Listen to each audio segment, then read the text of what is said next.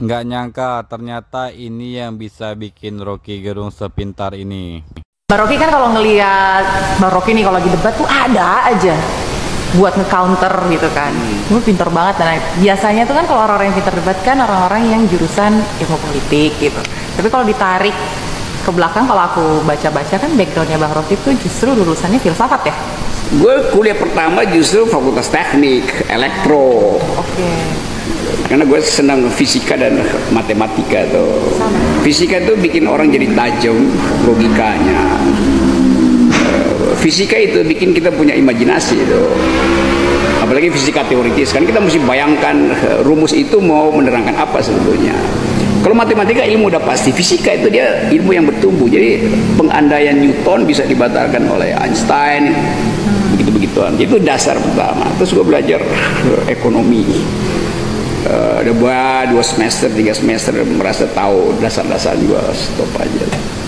Lalu masuk HI, FISIP UI itu belajar hubungan internasional. Karena pengen tahu politik dunia. Pada waktu itu perang Timur Tengah kan lagi high season kayaknya tuh. Udah itu juga ya akhirnya gue anggap ya bisa aja lah baca-baca Herald Tribune atau Newsweek juga udah tahu. Jadi nggak selesai semua itu 3. lalu Fakultas Hukum. Semuanya udah dicoba gitu. Terus? Lalu Fakultas Hukum juga UI itu.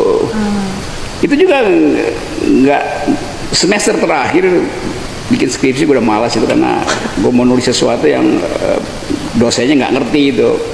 Tadinya gue menulis tentang Richard Posner, Economic Analysis of Law. Tapi kayaknya nggak ada orang yang ngajar itu di UI kan. Dan mata kuliah itu mata kuliah yang baru sebetulnya. Karena itu orang menghindar nulis itu. Jadi udah gue anggap nggak usah terusin. Satu-satunya yang gue selesain adalah filsafat.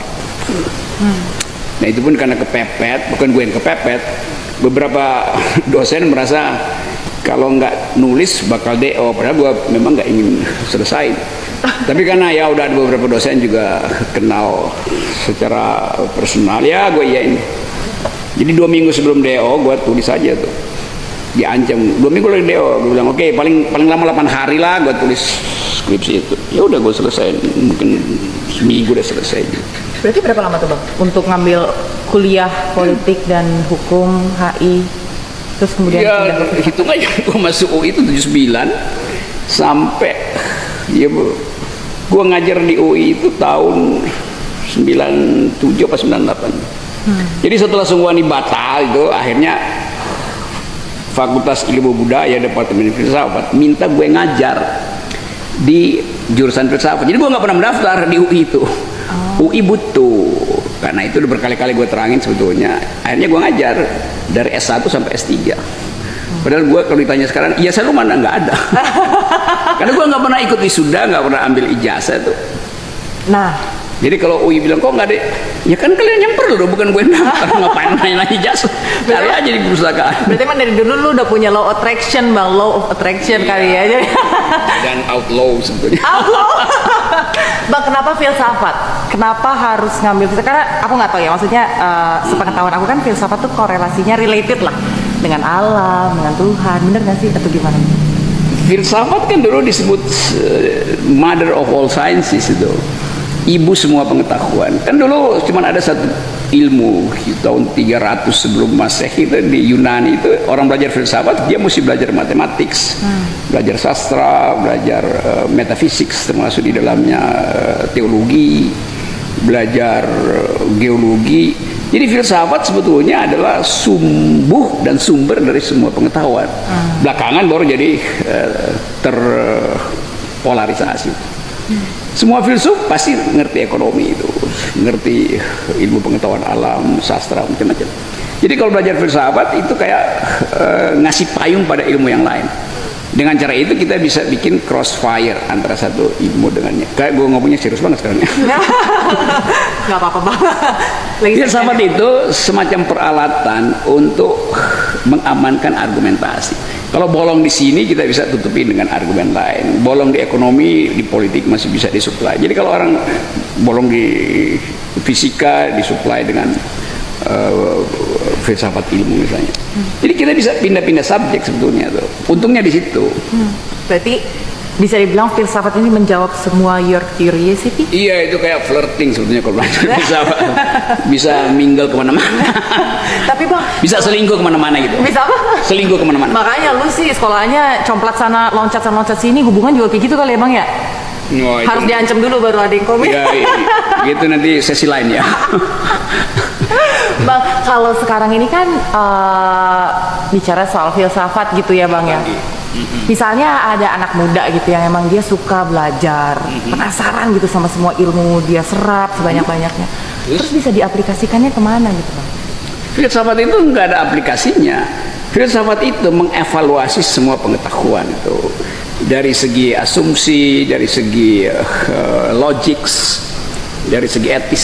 Jadi fungsi filsafat adalah bukan mengontrol, tapi mengevaluasi ilmu-ilmu lain. Dari awal begitu. Walaupun sekarang orang anggap ya semua yang diterangin filsafat kan bisa diterangin dengan ilmu. Iya bisa. Tapi kuriositas kita untuk melihat pengetahuan secara bird's eye view itu hanya bisa melalui filsafat.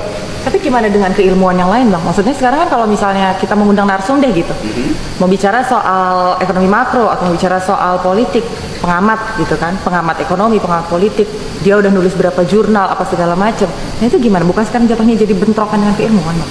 Enggak lah, justru misalnya orang semacam Amartya Sen, itu dia ngajar filsafat, ngajar ekonomi, ngajar politik di Harvard.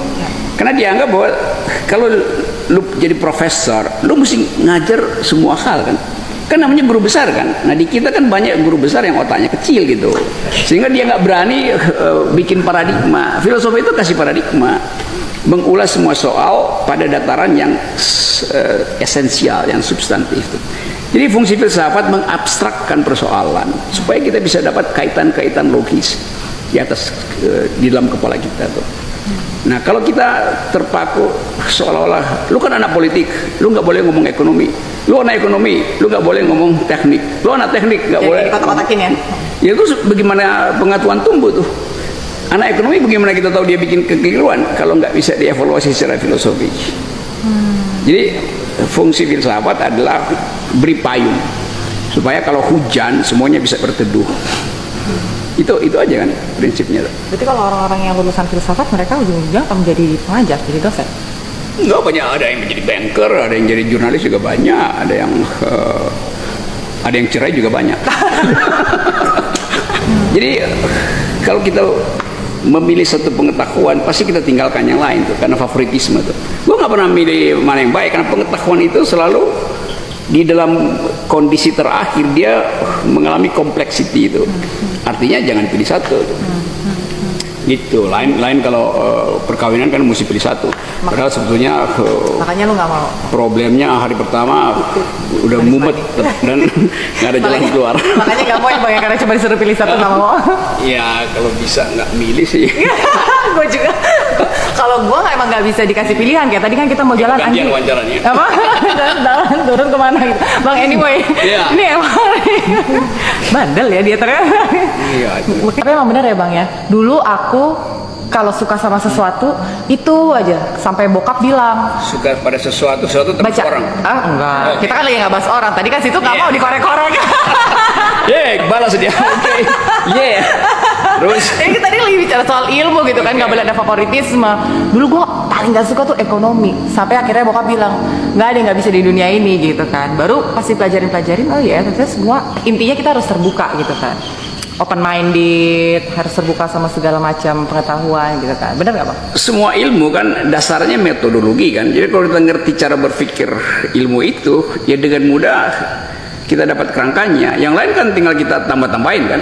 Itu kan kayak make up artis aja. Dasarnya wajahnya kita tahu, anatominya, rose-nya ditaruh di mana, alis matanya bagian mana yang mesti ditebelin, kan itu soal simple. Jadi ilmu itu bisa dipelajari semua. Begitu kita tahu kerangka dasar ilmu itu.